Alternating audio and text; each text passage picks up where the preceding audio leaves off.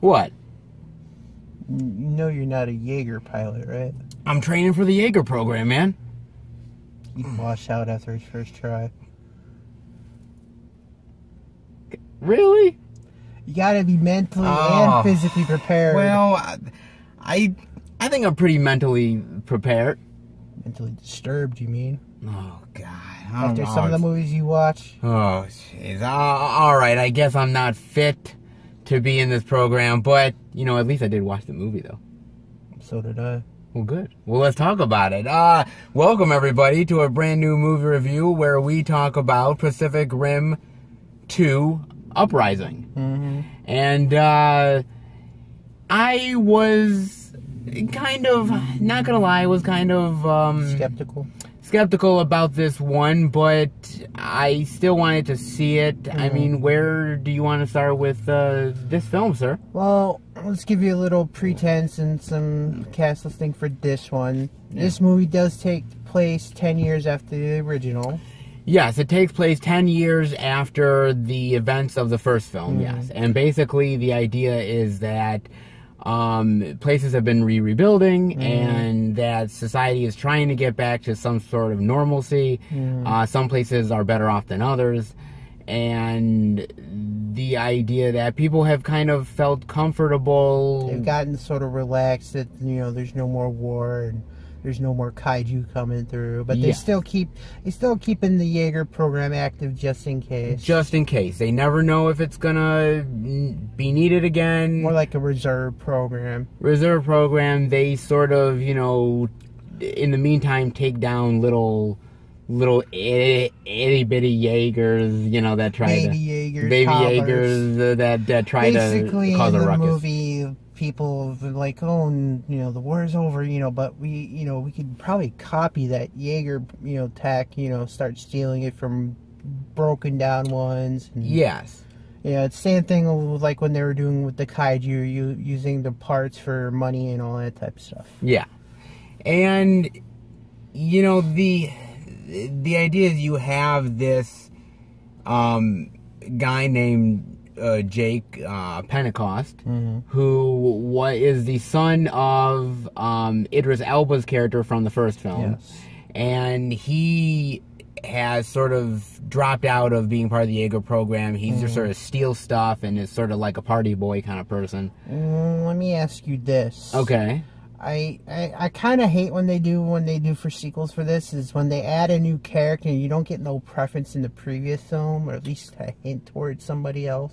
You're talking about how they didn't mention him in the first film. Yeah, which kind of annoyed me. You know, sequels do this all the time. This isn't the first one to do it, and it won't be the last.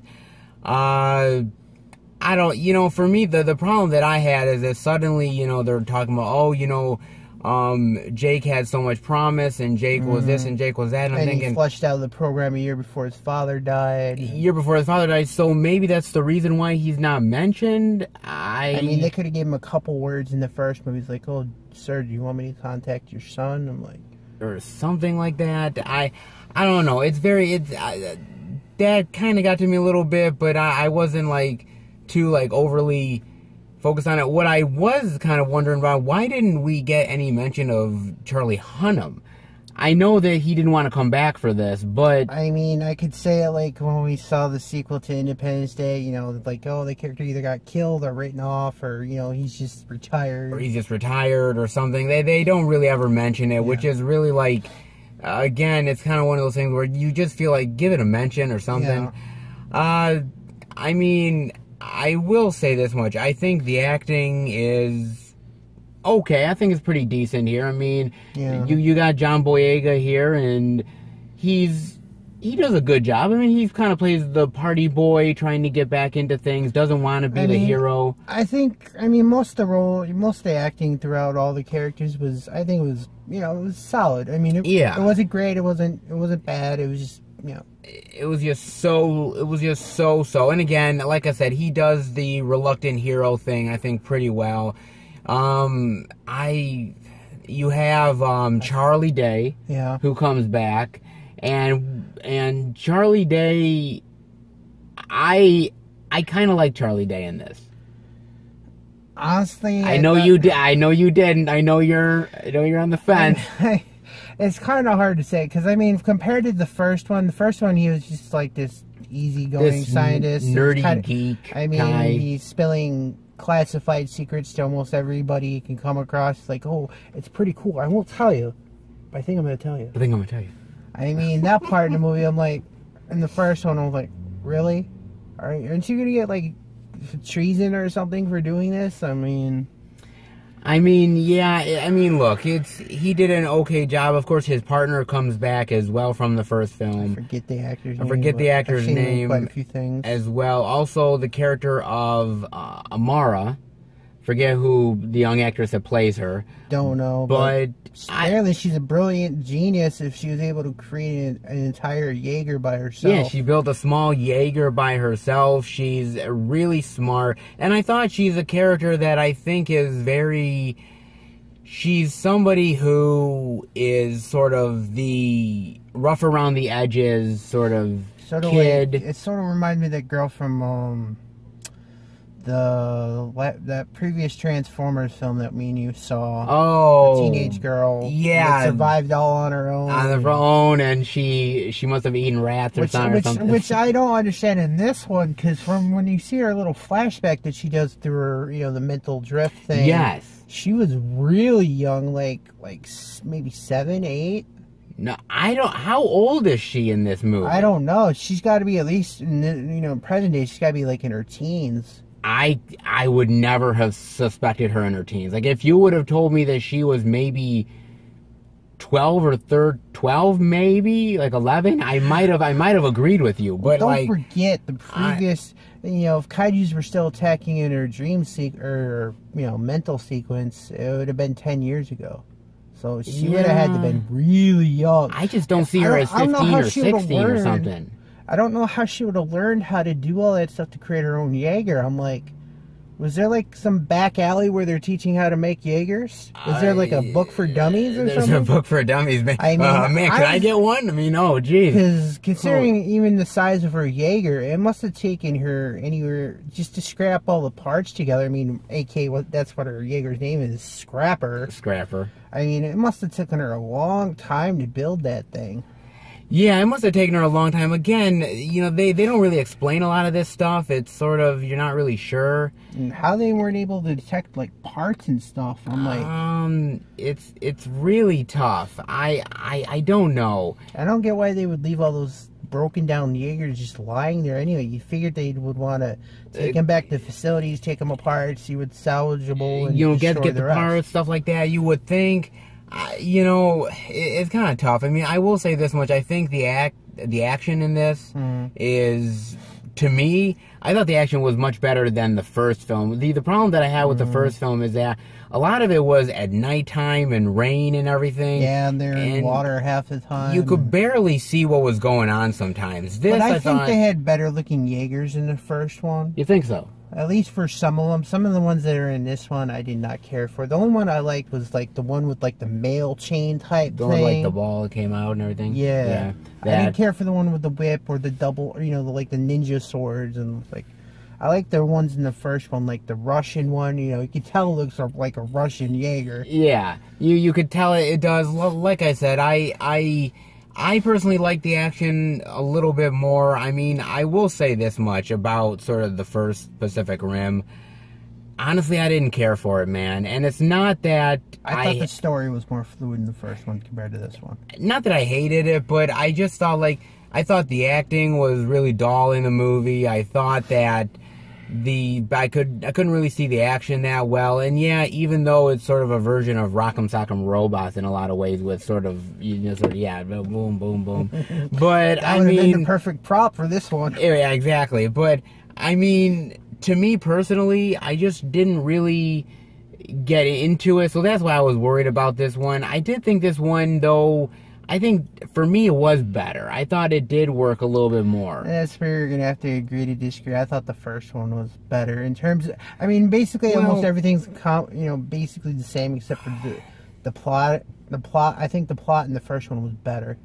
See, I think the plot in this one is better because I like the idea of, the idea of, oh, it's years later and we've sort of, you know, lost the sense of urgency. And I mean, if I were them, I would keep building those things and making sure I had as many pilots as possible. I mean, it does conclude with the main part of this plot of what they do later on to try to improve the Jaeger system. Yes, I mean, I do like some of that.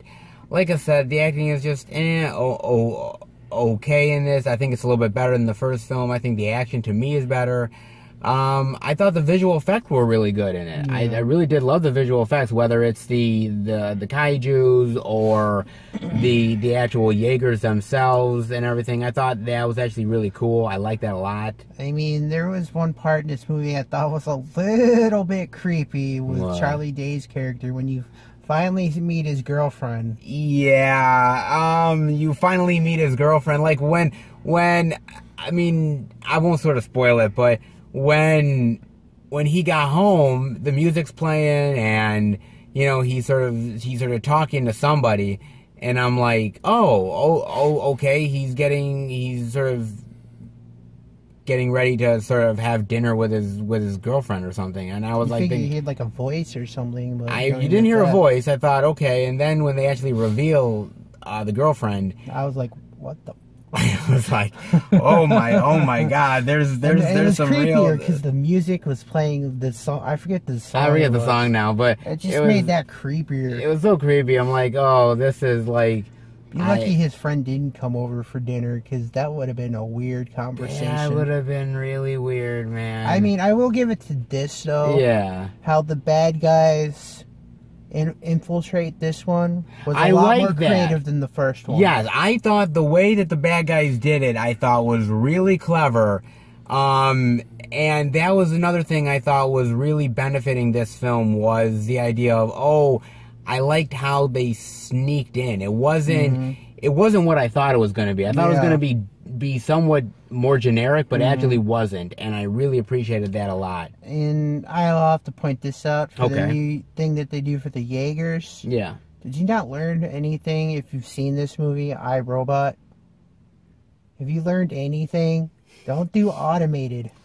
Never do like, for some reason these foreign companies love to be like, well, you know, we're just gonna automate everything, and automation is gonna be great, and you know, everything's gonna work in accordance, and nothing's going wrong. And I'm like thinking, wait a minute, what? Come on. Even the boss for the company's like, oh, our system's infallible. It's, you know, we don't have to worry about getting compromised or anything. It's great. There's no problems. Wait, 5 seconds later, mass chaos. Yes. Oh wait, I think my company stock's going down the drain. The company stock's going down the drain. I better save a few thousand. They even tried to make her likable near the end. I'm like, what did she do? All she did was that, and that was it. I know. To me, look, it's not. It was, and at some parts I was thinking like, okay, come on, you guys gotta be a little smarter than this. Yeah. But like I said, I like the idea of the infiltration. I think that was pretty clever. And I mean, do you want to get into a little bit of spoilers? I mean, yeah, might as well. Okay. I mean, if you don't want to be spoiled, cut off now. Cut off now, just to let you guys know, and we'll sort of say our rating at the end of the video. But yeah. I mean, well, should we say who gets taken out in this movie, or should whatever you think you want to say? Well, here's the part I don't get. I mean, I understand why they brought the character back, because they had to bring previous characters back from the first film. Yeah. I forget her name. The one that played Charlie Dunn's drift colleague. Yeah, Charlie Hunnam's drift character. Or Mino or whatever. Yeah. Mina or whatever. The one that, you know, the one that played Pentecost's boss or stepdaughter, whatever that is. Her, yeah. They bring her back for this film. She has a very small role. She's like in it maybe 5, 10. I would say about, give or take, 10 minutes. And, you know, she's trying to give Borziakism to her, you know, her brother, you know, the other Pentecost child. Yeah. And she finds out that something suspicious going on, and then, you know, of course, the bad guys start to take out damage to the city and take her out accidentally. Yeah. And I was like, why bring her? I thought her. I understand that she's higher up now. She's more of a corporate, like leader, general, whatever. Yeah. And you figure a character like that would probably want to go out fighting in other than the way she did. I understand it's not mainly her movie anymore. It's more of like a pass on to the next generation type thing. But I would have liked her going out at least in a fight. I would have liked her going out a little bit better than it's just the helicopter goes down. But I understand why, because he tried to save her and he couldn't, and he blames it on himself. I mean, I get that sort of the hero's journey. I understand why. I mean, he does get his revenge later on, the one that was responsible for her death. He thinks it's, another crew operating a rogue Jaeger, but when they open up and find out what is actually inside, they're like, what the fuck? Yeah, it's really weird like that. And obviously, you have a traitor within their midst. Of course, we won't actually say who the traitor is, but I liked the idea of the traitor. I liked the idea of how the traitor came to be. Yeah, I kind of was always wondering about that, if there was any kind of corruption in the first one, how it carries on to this one. Yeah, I was always kind of curious, because there's something that happens at the end of the first film that you always sort of wonder, wow, so they did this, and you always wondered, like, okay, when you do that, when you meld your mind like that with something, with an alien being, what happens to your mind? Yeah, it makes me wonder how much reach, I guess what they were calling the bad guys, the precursors or whatever. Yeah, the precursors, yes. I was making me wonder, what kind of abilities did they have? If they're able to create kaiju, they gotta have, like, vast mental connections to these things in order to control them, because these things would be like wild animals without it. Yeah, I know. I was very interested in that. I will also say this, there is a hint at the end of this film about possibly doing a third film, that they're gonna go after the kaiju themselves. The only problem I see with that is you figure the precursors probably got like a whole, like literally like what they have in this one, a camp where they're just creating them left and right. And I'm like, if they're gonna go in there, they're gonna need like the biggest army of Jaegers that you've ever seen. They really are. Look, I mean, let me ask you this: would you be interested in a third movie? Would you be somebody who's like, okay, I sort of cap off a trilogy, I guess? If they're gonna do it, then don't. I mean, if you're gonna bring new characters, you bring them in as minor characters. Don't do it like they did in this one. Just bring them in, characters that didn't exist before in the first one. Just boom, boom, boom. Try to get this cast back, or at least have them do a flashback, like, oh, they died, in order to get us this far, or something like that. Do you think that? Do you think that do you think that this film was needed? Honestly? Yeah. Not really. I mean, pretty much the first one covered up everything. I mean, other than the part where, they did, seal the rift, the bad guys are gone, but, they're never really gone. This is why I can understand why this movie was needed. I mean, like I said, I never thought this film was actually needed, but here's the thing about it. This film was directed by Stephen DeKnight, and this is his first, directorial, big picture debut. Wow. And like I said, I think he did a pretty decent job. Guillermo Del Toro was supposed to direct this film, but he ended up choosing The Shape of Water instead of this film. Hey! Love that movie. Love that movie. So, Guillermo made the right choice as far as I'm concerned. Damn straight. And makes me wonder what he would have done if he'd gotten this project. If he ended up directing this project, I don't know if it would have been the same type of story and film. I don't know. Like I said, the Pacific Rim, the first one, really doesn't do anything for me. And I think this film is a little bit better, but it still isn't there exactly. So for me, like I think, it's if you're gonna teetering, man. in my opinion, if you're gonna do a third one, if you can get the actors back, get Charlie Day. Pretty much the actors that came in this one from the first one. Scott Eastwood, also from this film. Basically, just get from the one who wasn't in this film. Get the guy.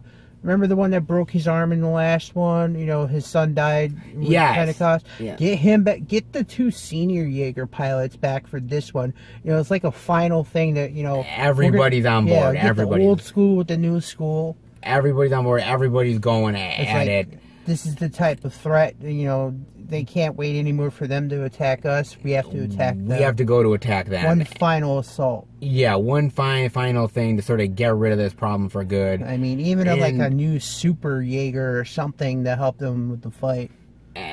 Exactly. I mean, so let me ask you, I mean, at the end of the day here, I mean, what are your final thoughts and grade rating on Pacific Rim Uprising? I mean, like I said, I like the first one better. Yeah. I mean, the only thing the first one had over this one was the plot of the story. Okay. I mean, there was stuff that kept me interested enough in this film, like how the bad guys were infiltrating the good guys. Yeah. Some of the new hybridization, once you see the movie, you'll understand. Yes. Of the good guys and the bad guys. I don't know, probably the only thing I didn't super care for was the mid-credit. I mean, at least the mid-credit in the first one was kind of funny. Yes, it was funny, that the stuff with Perlman. Yeah. Yeah. I wish he came back. God, I wish Perlman would have came back too. Talk about a missed opportunity. I got a knife to your throat, and, you know, this time I'm not just selling kaiju parts. It's Jaeger parts too. He would, knowing him, he probably would try to get He would. I wish they would have had him in this. That would have been really cool. Yeah, so. I mean, overall, I thought it was a decent movie. I mean, only some parts I was kind of wondering, considering about the first one. I was like, I understand they did explain in the film. It's like with the little scrapper Jaeger. Yeah. She's like, oh, if it's small enough, I can do one by my, you know, she can control it by herself. I'm like, even still, wouldn't that cause at least some kind of mental things in the brain? Yeah, some weird mental problems. I mean, who knows? Who knows? I mean, they say even with the 2-person one, it's like even a few minutes doing that will give you like a stroke or something. I'm like, yeah. I mean, then again, Charlie Hunnam, the character, did it by himself in the first movie by himself. Yeah, but, so I mean, I will say this: I did like some of the Jaeger designs, even the kaiju looking but more interesting than the first movie. Yes, I do. I think those designs I think were better. I agree. When you see the part where you see like the super kaiju, and trust me, compared to the Jaegers, they make them look like small potatoes. Yeah.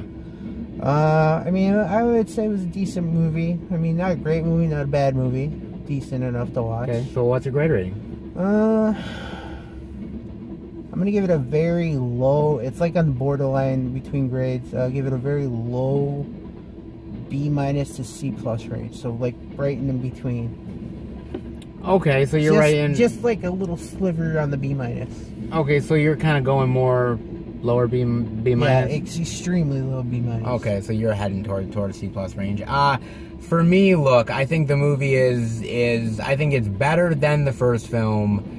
I think better designs, I think slightly better plot as far as I'm concerned. I like the traitor aspect. I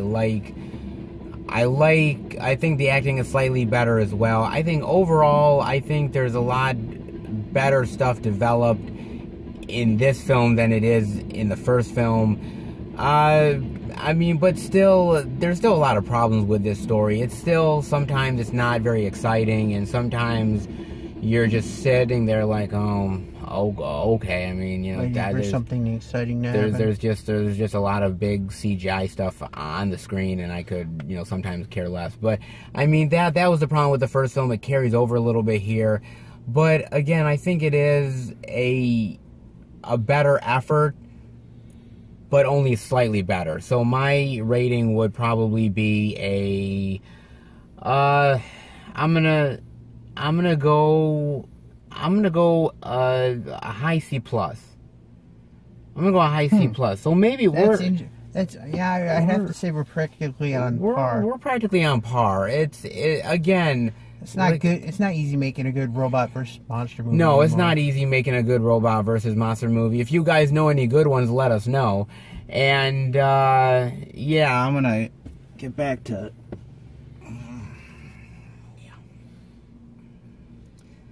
Don't worry, he's a washout. I mean, it's only 10 pounds, but I mean, I gotta start somewhere, right?